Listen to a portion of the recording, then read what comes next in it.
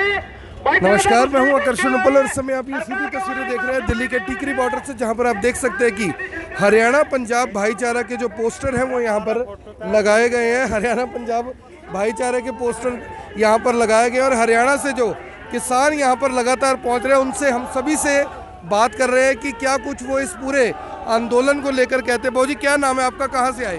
भाई तू बड़दन जिला जज्जर दिनेश कुमार भी आ लिया आज? आ लिया भरिया गलता हम तक गाभरू था के बाज के आ गया जी। घर के क्या क्या है जी? क्या क्या है घर में? क्या घर ने न्यू कह गया बताओ ना, हमारी बाट मत देखियो। हाँ, न्यू कह गया हमारी बाट मत देखियो। दिक्कत के थी घर बार छोड़ के आगे यहाँ? भाई दिक्कत हमारा दाने सारा था वह बर्बाद हो जाए, पूंजीपति 1000 वाला का तो से लाओगे क्यों लेगा? कहीं ना कहीं ताऊ जी ये लगे होगा भी पूरा हरियाणा पूरे पंजाब के किसान है, हमारे को भी जाना चाहिए समर्थन में। भाई यो थोड़ा दाने प्रभाव रहे है अनाज का हरियाणा पंजाब में, और तो मंडिया में कितना मंडी को नहीं है भारत में। दो ही राज्य में ज्यादा मंडी है, पूरा देश उनको खिलाता है। देख लो कितना जाए, देख लो राजस्थान का बाजरा 1300 रुपये खरीद के हरियाणा में ले बेचे। यो खट्टर साहब ने कहा राजस्थान का बाजरा ना बिकन दो। मोदी ने बिल में तो ये लिखा बाजार बेच सकते हो। मोदी ने कहा सारा भारत एक बाजार, इनकी न्यू ना जान करा क्या मंडी नहीं होंगी तो कुछ नहीं है भाई यार। आपने लग रहा है प्लानिंग ठीक नहीं है? प्लानिंग कति खराब है भाई। एक यो इनका पूंजीपतियाँ खोल दिया, कितना स्टॉक करो। जमींदार तो स्टॉक नहीं कर सकता क्योंकि उसका ब्योता नहीं हो सकता इतना। और भाई ये कितना फिर सारा सौदान करके स्टॉक कर मैं घर फिर एकदम खोल देगा, मर गया हम गरीब आदमी। 2 साल में खाना दाना ना रहेगा, घर का क्या करेंगे, आप मर लेंगे। ताऊ जी, जो बिस्कुट का पैकेट होता है, दवाई का इंजेक्शन होता है, हर चीज पे लिखा होता है इसका इतना रेट है। दुकानदार की मर्जी होती है, वो कम पे बेचे ज्यादा, लेकिन रेट लिखा होता है। आपकी चीज पर रेट आप क्यों नहीं लिख सकते? चीज का भी रेट है जी, हमारा कोई रेट नहीं, ठीक है। हम बेबसा, हम गवर्नमेंट का बेबसा, ठीक है। राजनीति के शिकार हैं जी आप। राजनीति ने क्या किया, किसान को क्षेत्रवाद। पीछे वाली 9 तारीख ने मैंने बाजरा घेरा था, ये कहते हैं 48 घंटे पेमेंट जा। आज पूरा 2 महीना हो गया, पेमेंट नहीं हुई है, ठीक है। ये सच्चाई है? हाँ, ये सच्चाई है। MSP काम का हमें जो आप बात पूछ रहे हो, अगर रेट क्यों नहीं है फसल का, इसका कारण है कोई किसान भोला है। वो 48 डिग्री में भी नाज पैदा करता है, वो जातिवाद में, धर्मवाद में, क्षेत्रवाद में बांट दिया। लेकिन आज समय ऐसा आ गया है, इन चीज़ों से ऊपर उठकर जब किसान भूखा रहेगा ये सारी चीज़ें भूल जाएगा। और आज वो परिस्थिति आ चुकी है। ये खट्टर साहब है और जो योगी है या जो मोदी है, इन्होंने देश के लिए क्या किया कोई बता सकता है? ये बड़े बड़े देश में आगे बैठ के इन्होंने देश का भंडाफोड़ कर दिया। कभी तो ये जलियांवाला बाग हत्याकांड करवाते हैं कि जाति के नाम पे करवाते हैं, आरक्षण के नाम पे करवाते हैं। ये किसान को किसान नहीं रखना चाहते। लेकिन अब इनका समय ज़्यादा लंबा चलने वाला नहीं है, क्योंकि किसान के बच्चे हैं। हमें तो मरना घर में भी पड़ेगा अगर ये काले कानून लागू हो गए तो। इससे अच्छा हम भगत सिंह की तरह यहाँ पे बॉर्डर पर शहीद हो जाएं। ये बॉर्डर नहीं है, ये हमारा गुरुद्वारा है, ये मंदिर है, ये मस्जिद है। इसी पे माथा टेकेंगे और यहीं आर पार की लड़ाई करके हम अपना जीवन बलिदान कर देंगे, या उसी मान सम्मान के साथ इस काले कानून को खत्म करके और विजय होके यहाँ से हम जाएंगे।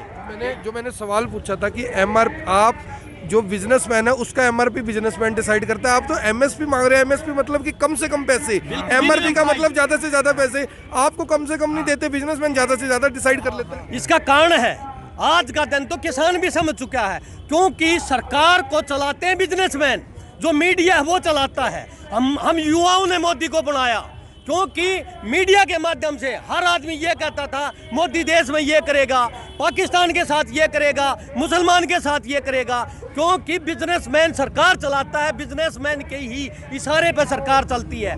उसी के आधार पर ये काले कानून आए हैं। उन्होंने पूरा ब्लूप्रिंट तैयार कर रखा है कि कितना स्टॉक करना है, क्या करना है। ये हमारा एमएसपी की बात नहीं है, ये जमीन छीनने की बात है। अगर ये कानून लागू हो गया हमारे अंदर कोई दो फाड़ होगी, कोई बुरा वक्त आ गया, तो मैं आज आप मीडिया के सामने कहना चाहता हूँ, थोड़ा ही समय होगा जो ये देश के किसान अपनी खेती के टच में रह पाएंगे। ये खुद अपनी खेती को छोड़ छोड़ के भाग जाएंगे और बंधुआ मजदूर हो जाएंगे। जिस तरह से अंग्रेजों के समय हुआ करते थे, हमारे बुजुर्गों ने, ये कितने बड़े बड़े बुजुर्ग हैं, इनकी आंखों में आंसू आते हैं, पता नहीं कितनी कुर्बानियां दी हैं, तब जाके आज़ादी आई थी, और आज आज़ाद को फिर गुलाम बनाना चाहता है ये मोदी। इसलिए हम पीछे हटने वाले नहीं है। अरे इस चीज का शिकार आप भी होगे भाई, हैं? इस चीज का शिकार तुम भी होगे जो देश की गल धोखा करे। सबसे बड़ा आज के कारण है ये देश कमजोरी होने का मीडिया। मीडिया आज इस देश ने ऐसी जगह पर ले गया आखिर इस देश का नाश कर दिया मीडिया ने। ठीक है हाँ बाबू जी, जो आप कह रहे हो वो भी मैं सुनूंगा। जितने बड़े टीवी चैनल जब हम खोलते हैं, हम तो चलो सोशल मीडिया के पत्रकार है, किसानों के साथ हैं। आज हम सुबह जहाँ रुके हुए थे, मैंने सारे चैनल चला लिए, कल रात को सारे चला लिए, कहीं भी किसानों की खबर नहीं आ रही। क्या कारण लगता है आपको? जो मीडिया है वो पूंजीपति का गुलाम है और सरकार के साथ रहता है वो। मेरा एक बात कहना है, अब भाई मैंने गेहूँ बोए थे और वे गेहूँ जामे नहीं, मेरा खाद भी लग गया, बीज भी लग गया, बुआई भी लगी, सारी चीज़ा की पूंजीपति वाले के बीमे हैं। हमारे भी बीमे में क्यों भाई? हमने क्या कसूर कर रखा है कि हम किसान हाँ, हमारे बीमे क्यों नहीं? हमारे को क्यों नहीं मिलना चाहिए? वो खराब हो गया, किसी की छोटी ही दुकान भी खराब हो जाए उसने मुआवजा मिल रहा है, लेकिन किसान को वो ना जानता, वो भी तो प्राकृतिक आपदा है। वो जो प्रधानमंत्री बीमा योजना, उसमें कुछ मिल रहा है किसानों को? कुछ ना मिल जाए उसमें, ठंडन पाल मिल जाए है, कुछ ना मिल जाए उसमें। क्या मिला? जब चुनाव आते हैं, जब उसमें पैसे डाल देते हैं, और ना तो ठंडन पाल बस। और इसकी भाई अनिल विज की ढाट ज्ञान पार की भी हो किसान, और इसका टूटना गला हो गई मुँह पर तो पार की और टूटना चेपा गई अनिल विज की ज्ञान। बता दूँ नहीं आज क्या नाम है ताऊ जी आपका? मेरा नाम है सुखबीर, कहाँ से हो आप? गोवर्धन से। मैं एक बात आपसे पूछना चाहता हूँ, आपने जितनी बातें की ठीक की बिल्कुल। हम जितने लोग खड़े हैं काफ़ी उम्र दराज हैं आप, आपने बड़ी दुनिया देख रखी है। क्या किसान के ऊपर किसी सरकार ने आज तक यानी कि आंसू गैस के गोले बरसाए? क्या सड़कों पे खड्डे किए? किसी नहीं आज तक देवीलाल ने नहीं कराया, हुड्डा नहीं कराया ये काम कोई भी कभी भी। ठीक है, कोई भी आंदोलन होया हुड्डा ने चाहे झूठ बोली चाहे साच करी, लेकिन आराम से आंदोलन खत्म कराया। लेकिन यो सारा तानाशाही हंगा कराया। ठीक है हाँ। लेकिन यो हंगा ये आप बेटे चला नहीं गा यो हंगा इसका। ठीक है, किसान जाग चुके हैं। मैं तो इस मीडिया का धन्यवाद करता हूँ, आप भाइयों का धन्यवाद करता हूँ। जब से ये हमें आज़ादी मिली ने, आप लोगों का इतना बड़ा योगदान था। अगर कहीं पर गोले भी बरसते, वहाँ पर भी आपकी कलम ने काम किया और लोगों को जगाया था। आज मैं हाथ जोड़ के आप लोगों से भी विनती करता हूँ, आपका पूरा जो चैनल सिस्टम है, आपकी जो भी यूनियन है, यहाँ पर आए और सच्चाई का साथ दें। क्योंकि मोदी ने, देखो जी, राजनीति के दो ही बातें होती हैं भाई, मैं आऊँगा, मैं ये काम करूंगा, मैनिफेस्टो बोलते हैं, उसके आधार पर वोट दिया जाता है। या कोई पार्टी सत्ता में है वो यूं बताती है मैंने ये काम किया। अरे मोदी ने पहली बार कहा था 15 लाख रुपए दूंगा, स्वामीनाथन रिपोर्ट आएगी, 2 करोड़ रोजगार होंगे। अरे एक बात पर तो खरा उतर जा, तब जाके वोट मांग ले। फिर जाके पाकिस्तान की बात करके 303 सीट ले गया। कब तक चलेगा ये झूठ का राज? कब तक शोषण होता रहेगा? लेकिन हर चीज की कोई समय सीमा होती है। आज एक किसान नहीं, किसान के साथ हर वर्ग जुड़ा है। अरे ये सत्ता जो होती है, सत्ता तो एक इंसान का ख्याल करती है, किसान तो पूरी मानवता का, पूरा जीव का ख्याल करता है। आप उसको खत्म करने जा रहे हो। ये धरती उल्ट पलट हो जाएगी, अराजकता आ जाएगी अगर इसी नीतियों पर चलते रहे तो। कुछ जो किसान हैं, कुछ किसान दुष्यंत चौटाला से खासे नाराज हैं। अभी हमने इंटरव्यू किए, आपको क्या लगता है उनकी नाराजगी जायज है? दुष्यंत चौटाला पहले था, अब कोई चौटाला नहीं है, उसका नाम हटा देना चाहिए, उसको पता होना चाहिए। अरे देवीलाल का नाम लिया करता, देवीलाल वो आदमी था, भगत सिंह चौक पर सिरसा में उसने छाछिम कहा था, अगर मेरा राज ला दो मैं आपकी पेंशन बढ़ा दूंगा। और उसका राज आया, रास्ते ही बुढ़ापे की पेंशन लागू कर दी, जो आज भी चलती है। उसके काम पर वो वोट लेता है, लेकिन कब तक वोट लेगा वो? उसको शर्म आनी चाहिए। कल कुछ साथी गए थे दादरी साइड के, उन्होंने कहा था हम आपका धन्यवाद करने आए हैं। दुष्यंत नहीं था, वो तो कहीं